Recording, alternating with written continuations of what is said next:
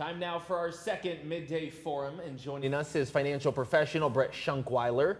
And today we're going to be talking about several issues, the first of which, outstanding debt issues, and this directly correlates to Social Security being withheld. Yes, so if you have student loan debt and you have not paid the student loan debt for 9 months, the federal government can actually withhold monies from your Social Security, or if you have an income tax return and you're going to get some of that, they can withhold monies from that. Oh wow, so big deal. Yeah, and until you get an alternative plan, that's going to keep happening every single month.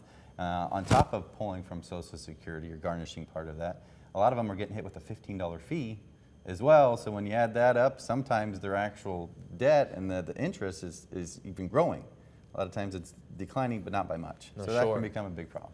And this is why we come and see a professional like you. So what are we supposed to do if these are scenarios that maybe we find ourselves in? Well, there's a few different things that you can do, and this affects about 114,000 people nationwide.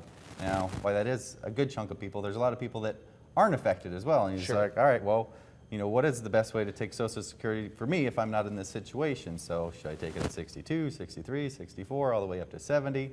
What if I'm married? What if I'm not married? What if I'm widowed or divorced? Well, there's hundreds of different strategies that you can use.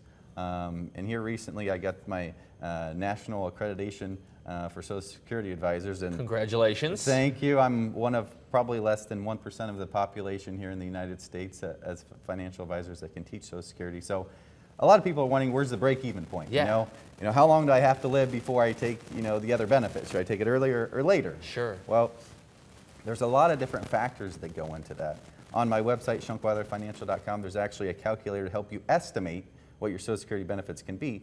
But that's just an estimation. That's not a strategy. So where a lot of people fail is they don't know the right strategy to take as they're heading into retirement time on when should I take Social Security. So there's a lot of different factors. You combine that with different assets and pensions and everything else you got going on. And there's a lot of info that you have to figure out on the best way to take Social Security for you, or you and your significant other, based on your situation. There you go. So if you have any questions, talk to some professionals, and hopefully that information was good enough. Yes. Thank you, Brett, for joining us, and we will be right back. You're watching Channel 8 Eyewitness News Midday.